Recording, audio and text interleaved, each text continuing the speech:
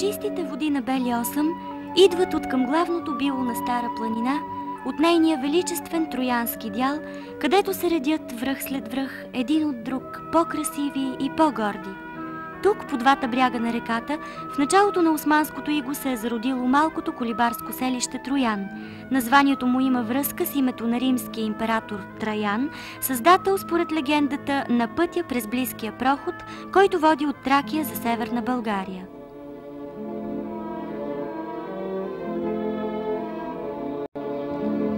Днес Троян е обновен социалистически град с повече от 25 000 жители, запазили своето традиционно трудолюбие, своето художествено усещане за света, своята възрожденска жажда за напредък.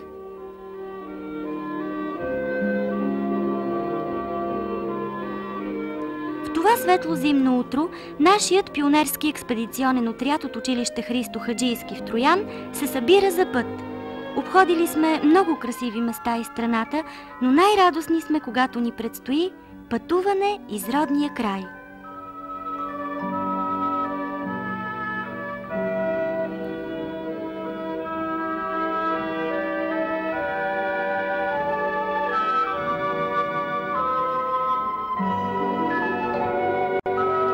Почти сме готови. Само Иво малко закъснява, но без него не тръгваме никъде, защото той е фотографът-летописец на отряда ни. Сега вече можем да потеглим.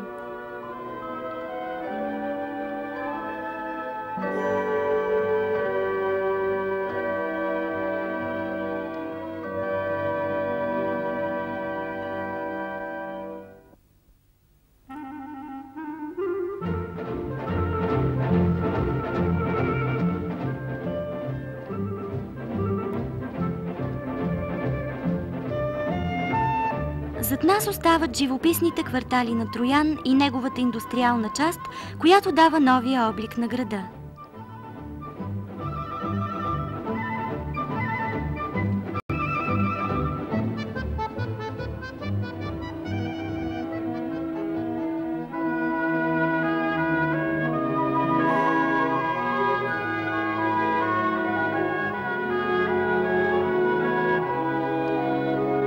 Ето ни в двора на Троянския манастир, гнездо на съпротива против духовния и политически гнет по време на османското иго.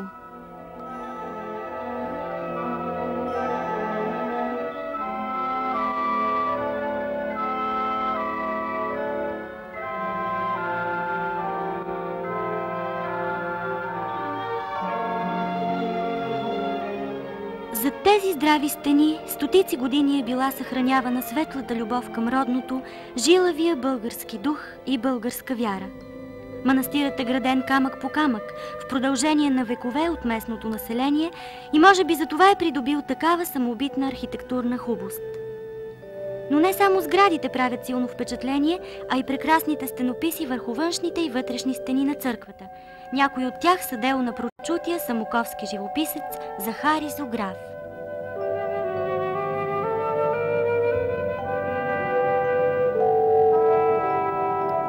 Старите дървени стълби ни отвеждат към килията, в която често е намирал убежище апостолът на свободата Васил Левски. Простите черги, столчетата и масата, шарените съдове, дело на троянската школа. Всичко тук е свидно за нас, частица от спомена за великото дело на големия българин.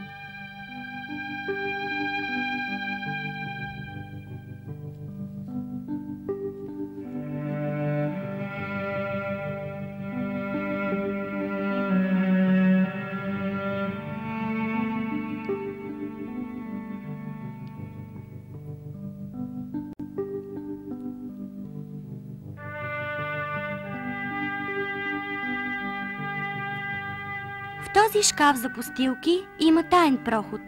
През него, в случай на опасност, Левски е минавал към покрива, а оттам направо в планината.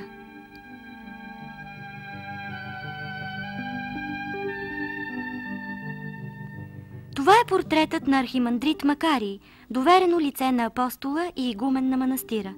През освободителната руско-турска война той не само организирал следенето на османските войски и предавал сведения на руското разузнаване, а и повдигал духа на населението и снабдявал в най-тежките дни на зимното настъпление братушките с храна.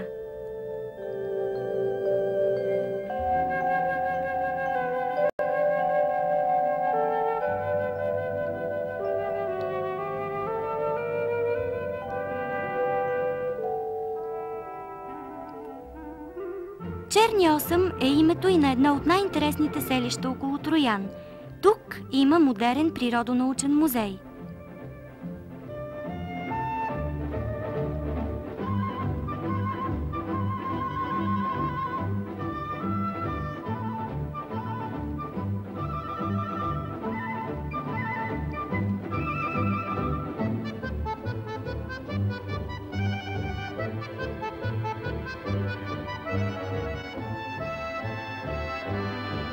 Неговото начало е поставено от народния учител Илия Илиев с помощта на учениците от природолюбителския кръжок в селото.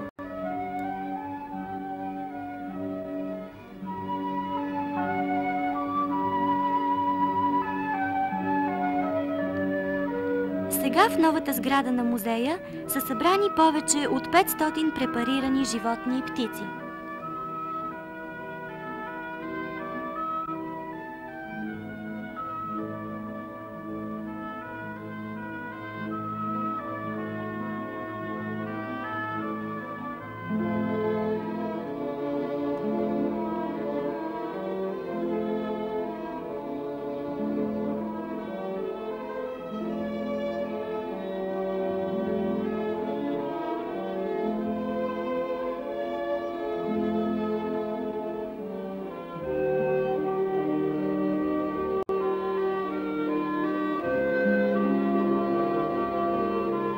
За Иво има доста работа.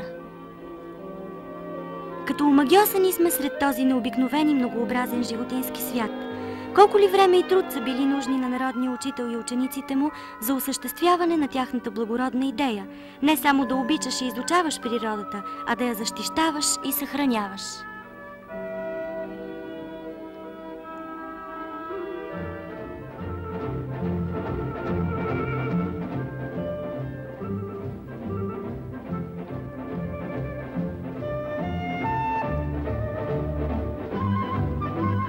Ето и първата ни спирка – хижа Яворова лъка. От тук нататък ще продължим пеша. Иначе какви туристи сме? Преди това малко да се поразтъпчам.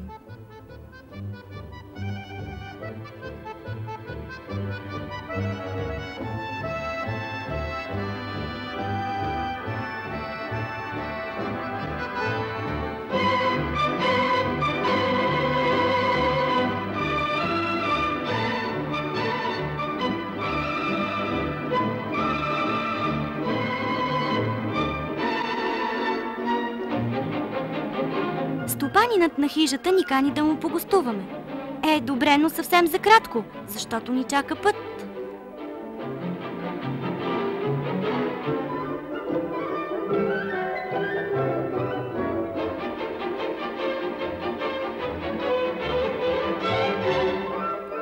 И така, напред към хижа Амбарица.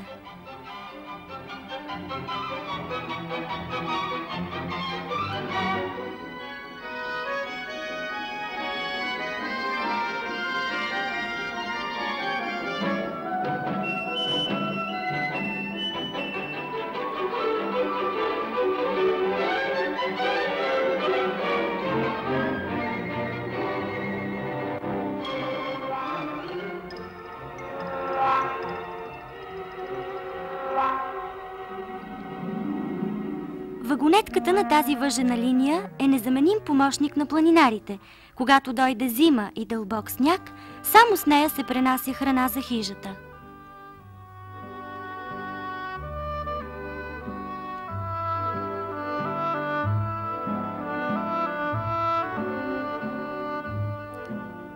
Багажът ни ще пристигне по-бързо от нас. Ще ни бъде по-леко.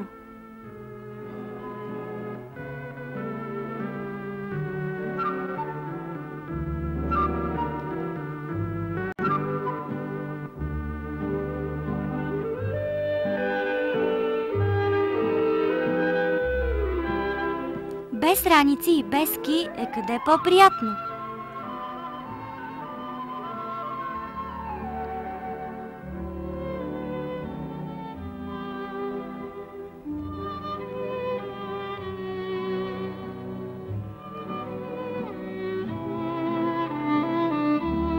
Сега спокойно можем да се любуваме на зимната картина и на слънцето, което залива склоновете и дърветата с потоци от лъчи.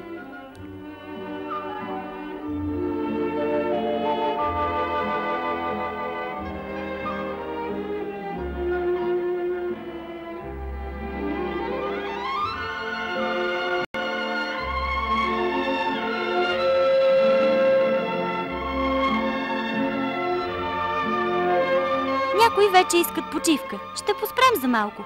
Просто колкото да си поемем дъх.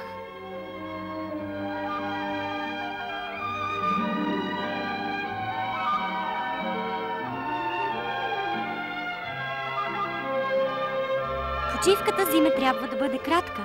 Това е правило за всеки турист.